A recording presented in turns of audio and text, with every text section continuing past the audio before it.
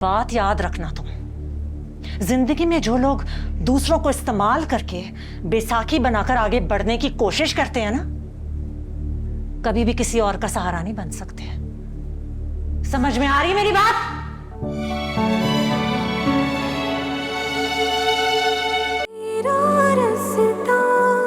देख देख के पत्थर हो गई अखियां।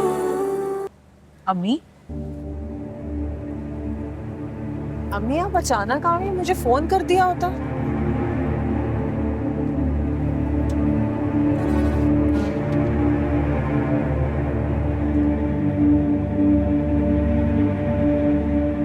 अम्मी आप यहाँ क्यों खड़ी हैं? आए ना अंदर चल के बैठते हैं, चाय बनाऊं आपके लिए? बैठने नहीं आई हूं मैं, बात करने आई हूं, वो भी दो टोक। अम्मी क्या हो गया? किसी ने कुछ कहा है क्या? हुआ क्या है? जिस औरत की तुम जैसी बेवकूफ औलाद हो ना, उसकी जिंदगी में कुछ ठीक हो सकता है? तुम लोगों ने तो शर्म की सारी हदें पार कर दी।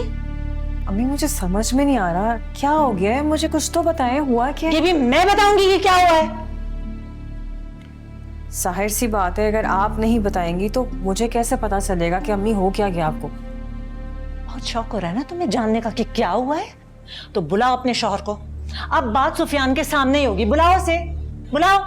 सुफियान को क्यों बुलाऊं अम्मी? सुफियान को बात क्या है? सारा किया धरा उसी का है। अरे अगर अपनी बीवी की जिम्मेदारी नहीं उठा सकता तो कम से कम उसका फायदा तो ना उठाए ना वो। अम्मी क्या हो गया आपको? अब सुफियान के बारे में बोल रही हो, मैं सुन रही हूँ। आखिर ऐसा क्या कर दिया सुफियान ने? बताएं तो सही मुझे। तुम्हारे बाप के खून पसीने की कमाई उसने ऐंठ ली है तुमसे, और तुम पूछ रही हो कि क्या किया उसने।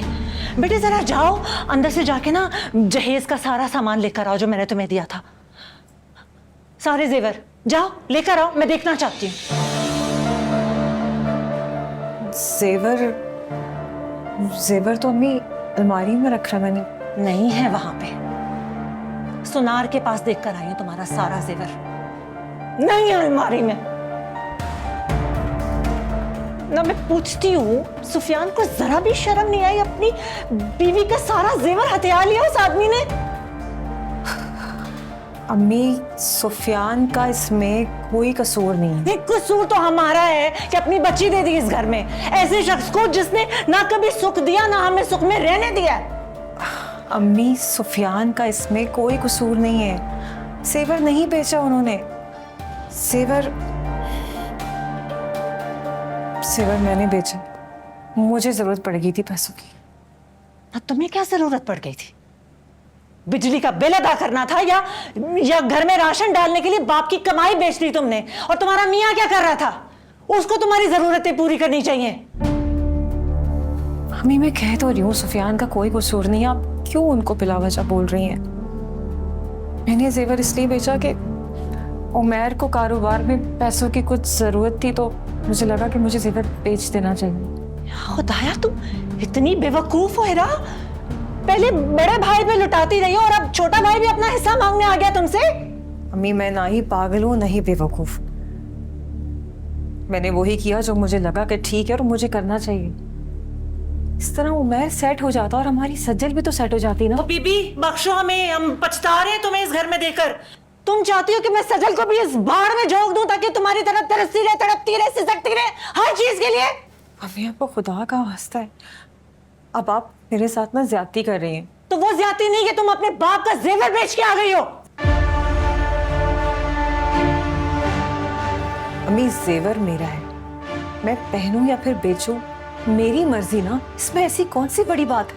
वाह बेटे वाह, इस ससुराल में जहां किसी ने तुम्हें एक ढेला तक नहीं दिया उसकी वफादार बनी हुई हो तुम, और अपनी माँ का अपने मेके का कोई ख्याल नहीं तुम्हें।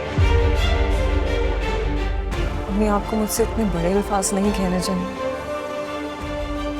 आपने ये सारी बातें करके ना मेरा दिल तोड़ दिया, आपको ये सब कुछ नहीं कहना चाहिए। मैं तो तुम्हें, और तुम जिंदगी में कुछ बनना चाहते हो ना तो अपने बलबूते पे बनो।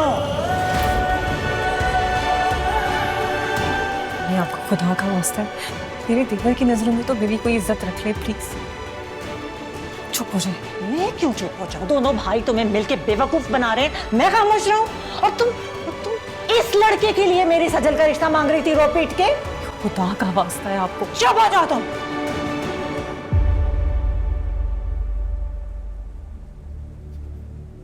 मेरी बात याद रखना तुम। जिंदगी में जो लोग दूसरों को इस्तेमाल करके बैसाखी बनाकर आगे बढ़ने की कोशिश करते हैं ना, कभी भी किसी और का सहारा नहीं बन सकते। समझ में आ रही है मेरी बात?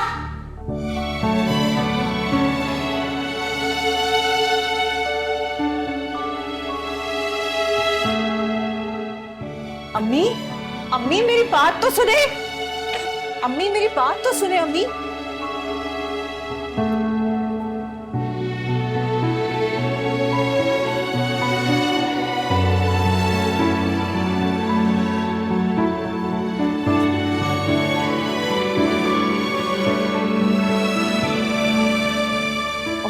मेरी बात मना किया था मैंने आपको भाभी, मना किया था।